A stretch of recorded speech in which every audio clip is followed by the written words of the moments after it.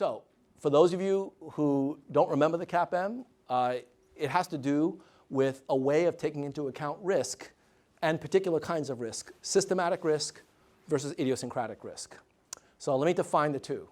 Systematic risk is the kind of risk that really focuses on all the entire market investments moving together. And idiosyncratic risk will be a different kind of risk that will have different implications for the cost of capital. So again, as the perspective of either an investor looking to earn a cost of capital or as a biotech entrepreneur that requires to generate that cost of capital to investors, I'm going to start by asking some basic questions. If we calculate the NPV of our investments using the cost of capital, R, what that means is that you're only going to take projects where you earn at least R, because in that case, you'll have a positive NPV project, and you won't take projects that will earn less than R. So this number R is actually really important. It's the hurdle rate that you need to earn in order to be able to make your investors happy. Typically, the two challenges of the cost of capital is that you require domain-specific expertise to know what the risks are. And secondly, you need to actually manage those risks over time. Risk affects that cost of capital, but it turns out only certain kinds of risk. And so I want to explain it in a way that's slightly different from the way that you may have seen it. And it has to do with this notion of systematic risk. So I'm going to use an example that I think is absolutely crystal clear, at least it was for me, and I hope you'll find it that way. I want you to think about investing in two different companies. One is a sunglass company, Shades R Us, or Sunglass Shack. And particular sunglass company has an interesting revenue model. When it is rainy, it loses $100 a day. But if it's sunny, it earns $200 a day. So it's heavily dependent on the weather. Suppose, for the sake of argument, that there's a 50-50 chance of rain or shine. How much would you pay for this particular investment today? What would you pay? Anybody? Well, presumably you would do some kind of NPV calculation. And let me just suggest that, if you have a particular cost of capital, that can be inferred from what you would pay for this. So, for example, if you end up, paying, I don't know, $1,000 for this, then that suggests that your cost of capital is going to be 5%, right? So the way that you decide on how much the cost of capital is through the wisdom of crowds. We auction it off, and we see who the highest bidder is. That's how we calculate the cost of capital for this particular investment. All right? Does anybody have any feeling for how much they would pay for this in reality? Any personal opinion about this investment? 10%.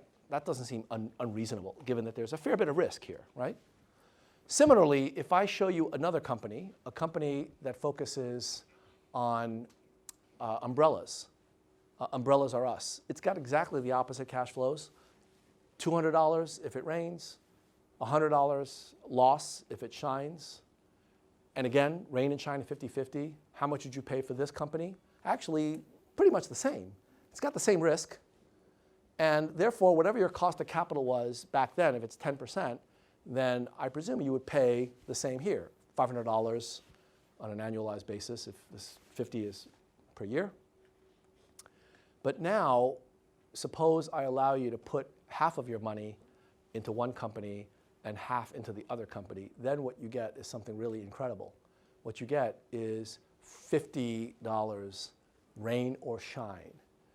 This is a perfectly certain investment. And with a perfectly certain investment, you will pay a very different cost of capital. Now, if I asked you what you would pay for this, the expected payoff is not expectation. It's actually equal to 50 with perfect certainty. People will pay a lot more for this because you're getting a certain return. That's the whole point of the capital asset pricing model. This kind of risk, the risk that can be eliminated by putting things together in portfolios, is risk that will be eliminated, and when you eliminate them, you will change the cost of capital.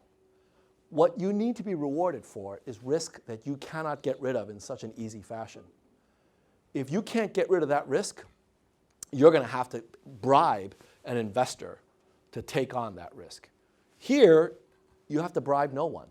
And in fact, when you launch an umbrella company or a suntan lotion company, even though you don't make that portfolio for somebody, the very fact that they can do it themselves mean that the wisdom of crowds will not require any risk premium.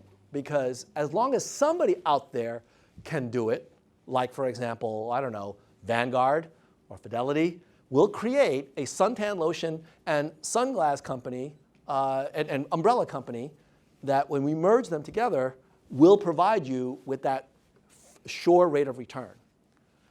So in the real world, we don't have these kinds of perfect stories where they're perfectly anti-correlated. Most companies' earnings happen to be positively correlated to each other.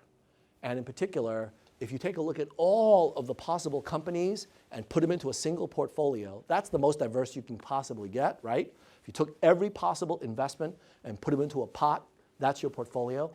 Whatever risk is left over after you do that, that amount of risk can no longer be reduced by diversification.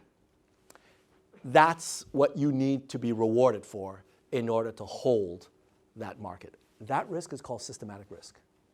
So when we calculate the cost of capital, we don't care about regular risk. What we care about very specifically is systematic risk. That's what needs to be rewarded. Idiosyncratic risk, risk that can be eliminated by this sunglass company and umbrella company, that risk will not be rewarded, unfortunately. If you are so silly as to take that kind of risk, you're on your own. And the way that I make that point is with a very simple example. It has to do with the fact that typically when we look at measures of systematic versus idiosyncratic risk, only the idiosyncratic part is canceled out when you hold large portfolios. And what's left over is the part that has to be rewarded. I'll show you this in a minute.